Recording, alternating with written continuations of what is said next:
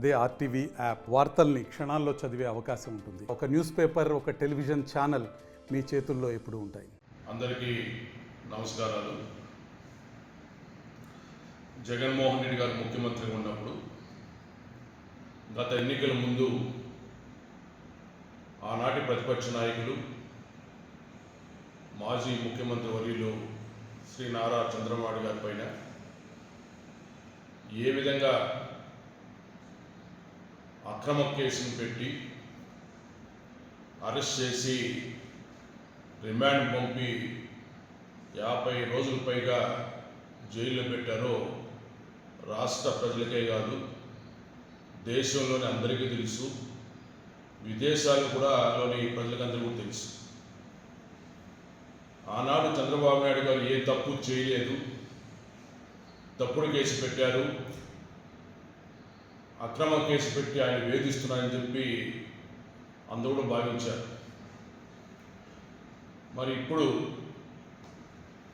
రాష్ట్రంలో విశ్రాంత ఐఏఎస్ అధికారి, ఆనాటి రాష్ట్ర ఆర్థిక శాఖ ప్రధాన కార్యదర్శిగా పనిచేసినటువంటి శ్రీ పివి రమేష్ గారు ఒక డిబేట్లో స్పష్టంగా తెలియజేశారు. ఆనాడు చంద్రబాబు నాయుడు గారి పైన స్కిల్ డెవలప్మెంట్ కేసులో ఎలాంటి ఆధారాలు లేకపోయినా, ఆయన ఎలాంటి తప్పు చేయకపోయినా కూడా అక్రమంగా కేసు పెట్టి అరెస్ట్ చేసి జైలు పంపడం వెనుక ఒక మహా కుట్ర ఉందని చెప్పి ఆయన స్పష్టం చేశారు. అదేవిధంగా ఆయన నిబంధనలకు అనుగుణంగానే ఆ రోజు నిధులు విడుదల చేశారు. స్కిల్ డెవలప్మెంట్ ప్రాజెక్ట్ బాగా పనిచేసింది, అందులో ఎలాంటి అవకతవకలు జరగలేదు అని చెప్పి కూడా స్పష్టం చేశారు. మరి ఆయన మాటల్లో చూసినప్పుడు ఒక హై ప్రొఫైల్ కలిగిన వ్యక్తి పైన జాతీయ స్థాయిలో ప్రముఖ రాజకీయ నాయకుడు, ఉమ్మడి రాష్ట్రంలో అదేవిధంగా ఆంధ్ర రాష్ట్రంలో సుదీర్ఘకాలం పాటు ముఖ్యమంత్రిగా పనిచేసి ఎలాంటి మచ్చలేని నాయకుడి పైన అక్రమ కేసు పెట్టాలంటే సామాన్య విషయం కాదు.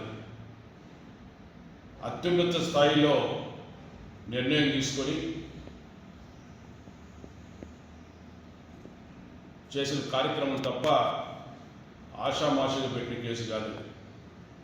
మరి ఆ రోజు పరిస్థితులు చూసినప్పుడు ముఖ్యమంత్రి కార్యాలయంలోని ఉన్నత అధికారులు, స్కిల్ డెవలప్మెంట్ కార్పొరేషన్లోని ఉన్నత అధికారులు, అదేవిధంగా సిఐడి అందరూ కలిసి ఒక పథకం ప్రకారం తప్పుడు సాక్ష్యాలను, తప్పుడు స్టేట్మెంట్లు తయారు చేసుకొని ఆ రోజు ఆయన పైన కేసు పెట్టారనేది ఈరోజు స్పష్టమవుతాం. మరి అటువంటి కేసు అనేది చాలా తీవ్రంగా మనం పరిగణించాల్సిన అవసరం ఉంది.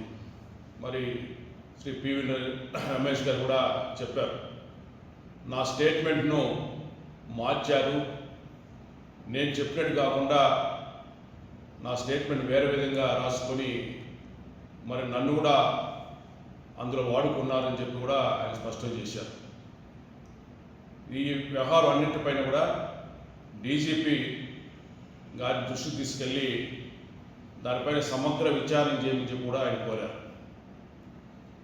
ఆయనే కాదు, ఈరోజు రాష్ట్ర ప్రజలంతా కూడా కోరుకుంటున్నారు, ఈ మహాకుట్ర వెనకాల ఉన్నటువంటి వాస్తవాలు బయటకు రావాలి, దీనిపైన సమగ్రమైన విచారణ జరపాలని చెప్పి కూడా ఈరోజు రాష్ట్ర ప్రధానికం కోరుకుంటాం.